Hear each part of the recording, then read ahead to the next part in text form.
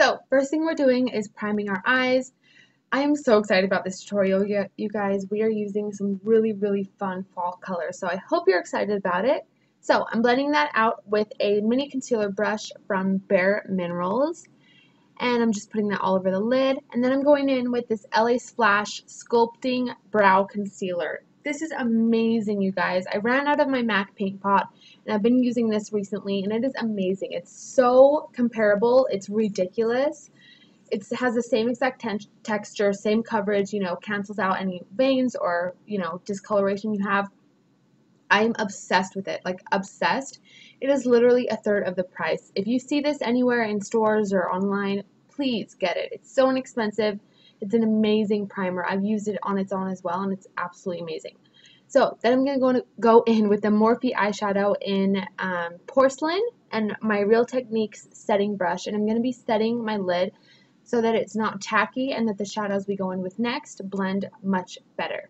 Then I'm going to go into my Beauty Gems palette. Oh my gosh, I know I use this all the time. It's in almost every single one of my looks.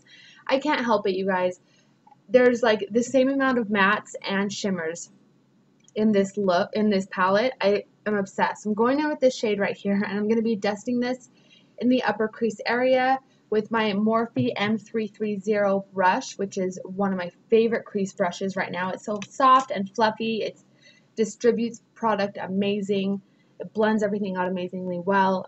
I'm obsessed. So I know I use this all the time, but it's an amazing palette, so we're moving on. Dusting that in the crease, and then I'm going to be going in with our next color, which I am super stoked about. It's just amazing. So we're going to go in with this Bella Emerald Shadow. It's the Bella Eyes line from Milani. It's such a beautiful emerald color. Like, I'm obsessed. If you do not own any of these Bella eyeshadows, you need them. Like, you need them. You need at least one.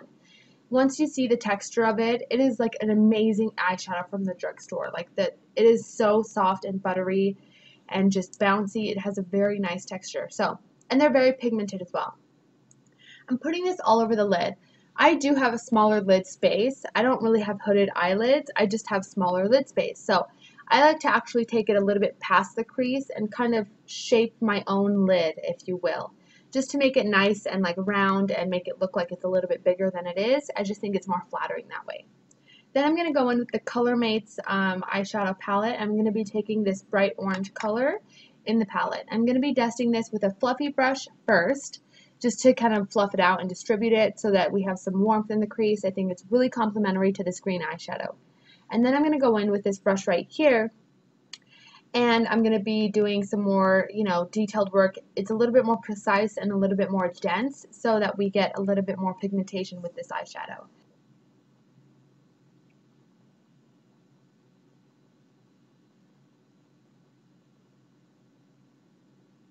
Then I'm going in with the Great Glistener palette from Wet n Wild, and I'm taking the mid-tone brown color in this palette. I'm going to be taking a tiny little precision brush, and I'm going to be putting that in between the green and the orange, so it fades from green to brown to orange really nicely. It's nothing too intense. It just makes these two colors kind of meet and hug nicer, I guess.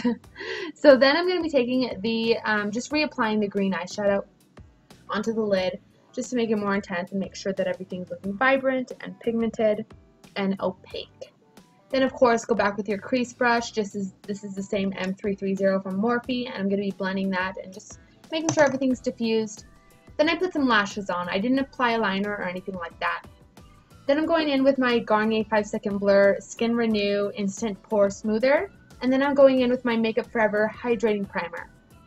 I like to use this, even though I'm extremely oily, like I really am, but I'm using the most mattifying foundation of life, so I have to put this underneath. I think it makes the foundation lay 10 times better on my skin, even though I'm oily. It's a very dry foundation. So this is the L'Oreal Infallible Pro Matte 24-Hour Foundation. I am obsessed with this. I'm sure you've heard somebody talk about it at least once. It's amazing. I'm spraying my brush with a little bit of water, just straight up water, just to make it a little bit more hydrating. Like I said, this foundation is very stiff and dry, and it's kind of unforgiving. I love the wear, I love the finish, I love the coverage, but the actual application of this foundation is a little bit hard to work with. So I like to use a hydrating primer underneath with some water on my brush, and I think it lays amazingly well without compromising the coverage and the, you know, finish of the foundation. So then I'm going in with my Urban Decay Naked Skin Weightless Complete Coverage Concealer. It looks extra white on camera, and it is. I'm not going to lie, it is pretty light, but it looks even lighter on camera because I had to adjust the contrast and saturation because my camera was acting up. So yes, it looks like I'm applying some Elmer's glue, but hey, what can you do? So then I'm going to go into my Anastasia contour kit in the banana shade and the beige shade, and I'm going to be setting my under eye with this. I just work one eye at a time to make sure that we're not, you know, getting any creasing or anything like that. And once again, I'm using the setting brush from Real Techniques. Then, I talked about this in my most recent video, I believe. Not my most recent one, but my favorites video. This is the Bella Diamond eyeshadow from Milani, and I'm applying that on my cheekbones ever so slightly. It just brings light and life back to my face. Then I'm going in with my True Match powder in the shade Nude Beige, and I'm going to be applying this all over my face with the blush brush from Real Techniques. I think this is way too big for a blush brush, in my opinion, for my face at least, so I use it for powder. Then I'm going in with my favorite contour brush of life, and my favorite contour kit of life, actually. This is the contour kit, like we've been talking about, but this brush is life. It's the E8 brush from Morphe. I will list it down below in case you forget. It is amazing. The circumference of this brush is so perfect. It covers the perfect amount of space on your face. It's not too precise where it draws like an actual straight, really skinny line on your face, because I'm not a fan of that. But it's just the perfect size, the perfect density. It's so soft. It's an amazing brush. I highly recommend it. And for the forehead, I like to stipple and kind of press the contour kit into the sides of my forehead rather than swirl in circles. I just think it applies more pigment that way, and it transfers product a lot better that way for the forehead. Everywhere else, it's fine, but I have to stipple just on my forehead. Kind of weird, but you know, hey. So then I'm going in with my Milani face powder in the shade Medium Tan. I've talked about this before. This is just a face powder in a darker shade, but it's really warm. Very good formula. I love this.